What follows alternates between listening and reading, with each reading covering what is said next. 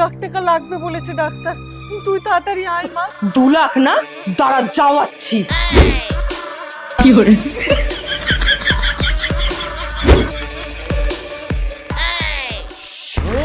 Heavy হয়েছে তো।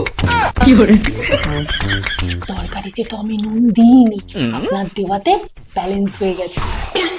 এবার কি হবে? এবারই তো হবে আসল খেল।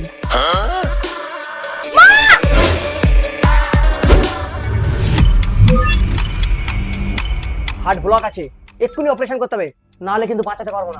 কি হরে আমার কিছু হয়নি, আমি একদম সুস্থ আছি। চেক চেক চেক চেক হেরে গেছে। ওর বাড়িতে কোনো প্রবলেমও হয়নি না, ওর টাকা লাগতো। ও আমার সঙ্গে শর্ত লড়েছিল।